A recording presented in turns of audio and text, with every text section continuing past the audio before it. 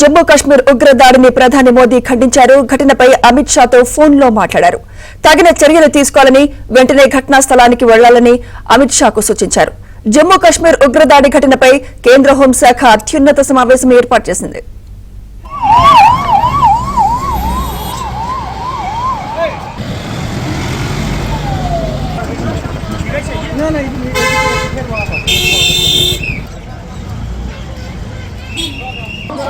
उसको यार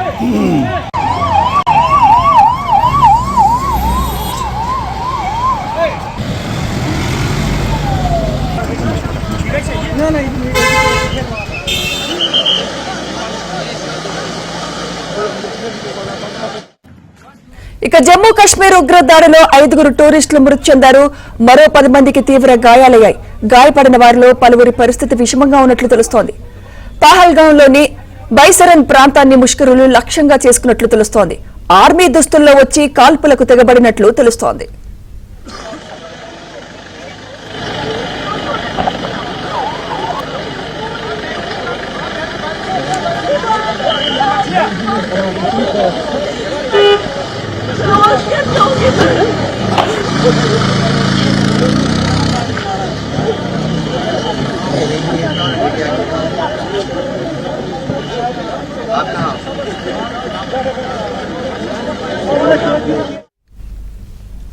కాల్పులు జరిగిన ప్రాంతాల్లో భద్రతా బలగాలు కూంబింగ్ చేస్తున్నాయి. ఉగ్రదాడితో టూరిస్టులు భయాందోళన చెందుతున్నారు.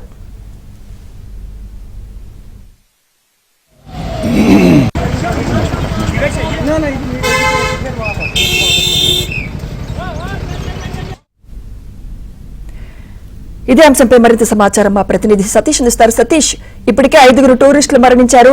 ఎస్పెషల్ ఆర్మీ దుస్తుల్లో వచ్చి కాల్పులకు తెగబడుతున్నట్లు తెలుస్తోంది. ఏంటి సిచ్యువేషన్ ప్రస్తుతం అక్కడ?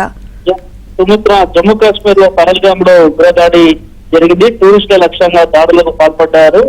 క్రితమే ఘటన చోటు చేసుకుంది. ఇప్పటికే పహల్గామ్ అంతటా కూడా భారీ భద్రతా బలగాలు ఏర్పాటు చేయడం జరిగింది. జమ్మూలో అనేక ప్లేస్ లో కూడా ఇప్పటికే చెకింగ్ కూడా చేస్తున్నారు. అయితే టూరిస్టులు ఆర్మీ డ్రెస్ లో వచ్చిన దానిపైన ఇంకా ఇప్పటికే ఒక దర్యాప్తు కొనసాగుతుంది. ఎందుకు టూరిస్టులను లక్ష్యం చేస్తున్నారనే కోణంలో మనం ఇప్పుడు విచారణ కొనసాగుతుంది. పట్టప్రాంతం ఇప్పటికే వెల్లడబడుతున్నారు. ఇదే అంశంపై ప్రధాని నరేంద్ర మోడీ సైతం కూడా కాసేపటి క్రితమే కేంద్ర హోంమంత్రి అమిత్ షాతో మాట్లాడడం జరిగింది. జమ్మూలో నెలకొన్న తాజా పరిణామాలపైన కూడా ఆయన ఆరా తీయడం జరిగింది. ప్రధానికి తాజా పరిస్థితులు కూడా కేంద్ర హోంమంత్రి అమిత్ షా కూడా వివరించడం జరిగింది. ఇక అమిత్ షాను కాశ్మీర్ వెళ్లి పరిస్థితులను సమీక్షించడం కూడా ప్రధాని మోదీ ఆదేశించడం జరిగింది. ఇక జమ్మూ ఘటనపై కేంద్ర హోంశాఖ అత్యున్నత సమావేశం ఏర్పాటు చేసింది. మరోవైపు ఇప్పటికే జమ్మూ కాశ్మీర్ లో తాజా పరిస్థితులు జమ్మూ కాశ్మీర్ గవర్నర్ కూడా ఒక నివేదిక అడగడం జరిగింది. ఘటన గల కారణం అంటే ముందే ఎందుకు ప్రణాళికబద్ధంగా చేయలేకపోయారన్న కోణంలో కూడా కొంత విచారణ కొనసాగుతుంది. ఇప్పటికే జమ్మూ గవర్నర్ సైతం కూడా దీన్ని పూర్తిగా కూడా ఖండించారు. ఈ అంశంలో దాదాపు ఆర్మీ డ్రెస్ లో వచ్చారా, ఇంకే ఎందుకు ఘటన కేవలం టూరిస్టుల లక్ష్యంగా జరిగిందనే కోణంలో కూడా అయితే విచారణ కొనసాగుతుంది. కాసేపటి క్రితమే జమ్మూ కాశ్మీర్ సీఎం సైతం అమరావతిలో కూడా ఈ దీన్ని పూర్తిగా కూడా ఖండించారు. కావాలనే ఉగ్రవాదులు పూర్తిగా కూడా టూరిస్టులు లక్ష్యం చేసుకున్నారు. ఇది ఒక షాక్ కి గురి చేస్తున్న అంశాన్ని కూడా స్పష్టం చేస్తున్నాయి. మరోవైపు ఇలాంటి అటాక్ ఎక్కడ చూడండి, మొత్తం ఎవరు ఏంటి అనే కోణంలో కూడా విచారణ చేస్తాం. మరోవైపు ఉగ్రవాదుల దాడిలో దాదాపు ఇప్పటి వరకు కూడా 5 ఇచ్చినట్టు తెలుస్తుంది. మరికొంతమందికి కూడా గాయాలైనట్టు తెలుస్తుంది. కాసేపటి క్రితమే ఒక వార్తా సంస్థతో అక్కడ ఉన్నవారు మాట్లాడిన సందర్భంలో కూడా తన హస్బెండ్ తాము టూరిస్టు పరంగా వచ్చామని, ఆ సందర్భంలోనే ఇలాంటి ఘటన చోటు చేస్తుందన్న అంశాన్ని చెప్తున్నారు. ఆ సందర్భంలో మీడియాతో మాట్లాడుతున్న సమయంలో కొంత భయాందోళన అయితే వ్యక్తం చేశారు. జమ్మూ కాశ్మీర్ పరిసర ప్రాంతాల్లో ఒక పుల్వామా కాకుండా ఇతర ప్రాంతాల్లో కూడా పూర్తిగా భద్రతను కట్టుదిట్టం చేశారు. ఎవరైతే ఉగ్రవాదులు దాడులు చేశారో వారి కోసం ఇప్పటికే భద్రతా బలగాలు కావచ్చు, అదేవిధంగా జమ్మూ కాశ్మీర్ సంబంధించిన ప్రత్యేక బలగాలు సైతం కూడా పూర్తిగా కూడా ఆ ప్రాంతాలన్నీ కూడా జల్లడబడుతున్నాయి. ప్రస్తుతానికైతే పరిస్థితి అదుపులోకి ఉన్నప్పటికీ కూడా టూరిస్టులు మాత్రం కొంత భయాందోళన మాత్రం వ్యక్తం చేస్తున్నారు. ఎందుకంటే ఒక్కసారిగా టూరిస్టులు లక్ష్యం చేసుకుంటూ వారిపైన ఉగ్రదాడులు చేయడం, ఉగ్రదాడుల్లో ఏకంగా 5 చనిపోవడం కొంత విభ్రాంతికరమైన వార్తనే. ఖచ్చితంగా టూరిస్టుల ప్రభావం పెద్ద ఎత్తున కూడా జమ్మూ కాశ్మీర్ అనేక మంది టూరిస్టులు పర్యటన కొనసాగుతుంటారు. వారికి సంబంధించిన అంశాల్లో కొంత అటు కేంద్ర ప్రభుత్వం ఎప్పటికప్పుడు చర్యలు తీసుకుంటున్నప్పుడు మొదటిసారి మాత్రం టూరిస్టుల లక్ష్యంగా కొంత దాడులు చేరినట్టయితే తెలుసుకుంటుంది.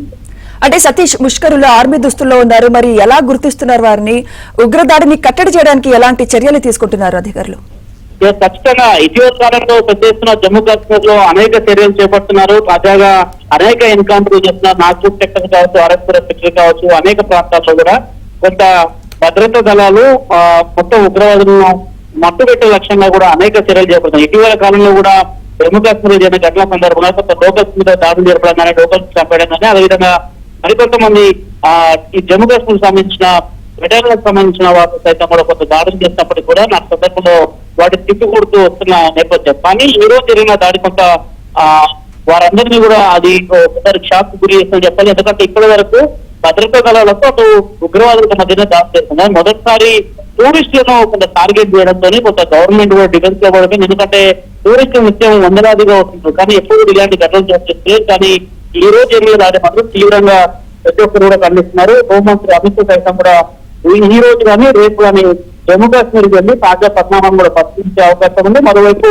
భద్రతా దళాలతో ఒక రివ్యూ సమావేశం కూడా ఏర్పడే అవకాశం చాలా స్పష్టంగా ఉంది.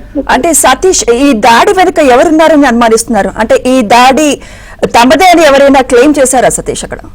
ఇప్పటి వరకు కూడా దేశంలో సంబంధించిన ఉగ్రవాదుల సంస్థకు సంబంధించిన వాళ్ళని ఎక్కడ కూడా ఎలాంటి ప్రకటన చేయలేదు. ఎందుకంటే ఏ సంస్థ చేశారు అనేది కూడా కొంత చూడాల్సి ఉంటుంది. అధికారికంగా మాత్రం ఎక్కడ కూడా ఒక నోటు కానీ ప్రభుత్వం అటు ఉగ్రవాదులకు సంబంధించిన వారి నోటు విడుదల చేయడం కావచ్చు, ఇట్లాంటి కార్యక్రమం జరిగిన సందర్భంలో మొదట సామ్రాజ్యకి సంబంధించిన అనేక మంది బయటికి ఒక లేఖలు విడుదల చేస్తుంది. కానీ ప్రస్తుత పరిస్థితుల్లో మాత్రం అలాంటి పరిణామాలు దీనికి ఎక్కడ చోటు చేసుకోవాలని చెప్పాల్సి ఉంటుంది. ఏ సంస్థ ఉగ్రవాదులు దీనికి పాల్పడ్డారనే కోణంలో కూడా ఓవైపు విచారణ జరుగుతున్నాయి. మరోవైపు పోలీసు అధికారులు కూడా ప్రస్తుతం అక్కడ ఉన్న పరిస్థితులను కూడా అంచనా వేస్తున్నారు. మరోవైపు కేంద్రం ఎప్పటికప్పుడు అక్కడ ఉన్న తాజా పరిస్థితులు తెలుసుకుంటున్న నేపథ్యంలో ఇంకేమైనా ఇస్లామిక్ సంబంధించిన ఉగ్రవాద సంస్థలు ఏమైనా దాడికి పాల్పడ్డాయో, లేదంటే దేశ మందులకు సంబంధించిన ఉగ్రవాద సంస్థలు ఏమైనా దాడికి పాల్పడ్డాయనే కోణంలో కూడా అయితే కొంత విచారణ అయితే కొనసాగుతుంది. అంటే అమిత్ షా ఎప్పుడు వెళ్లే అవకాశాలు కనిపిస్తున్నాయి సతీష్?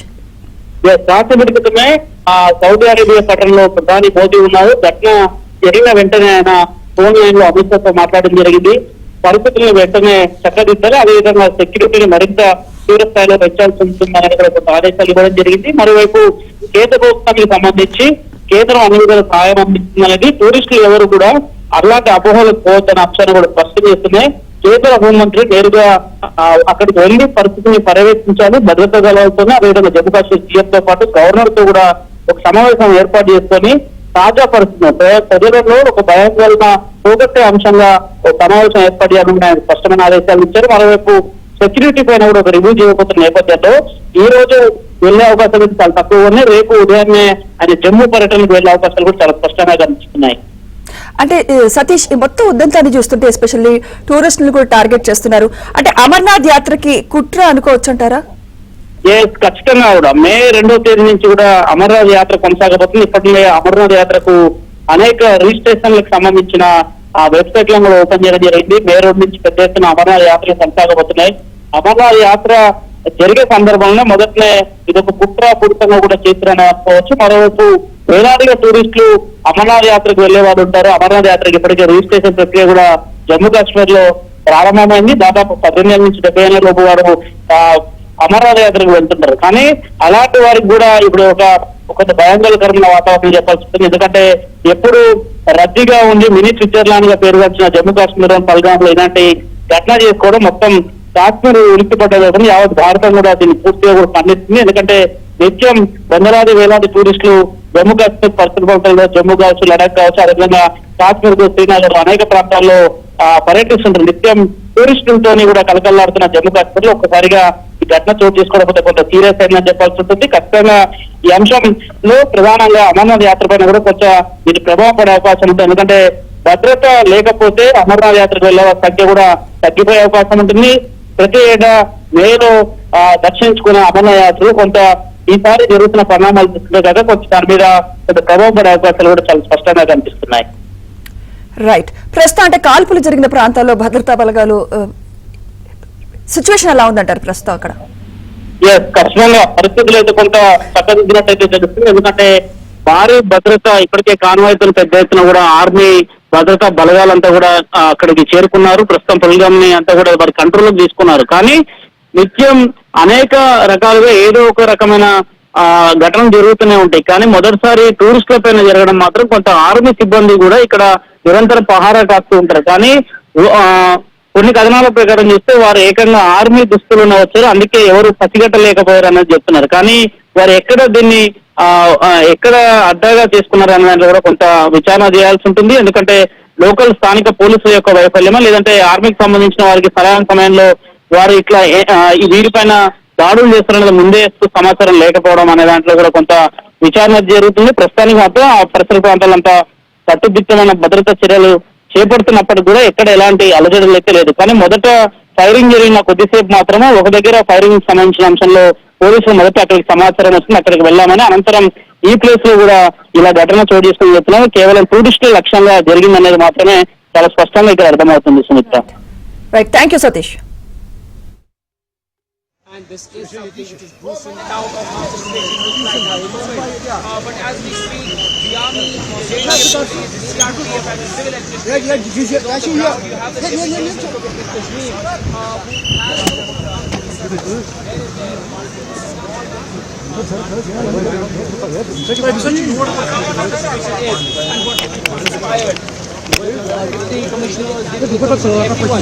has been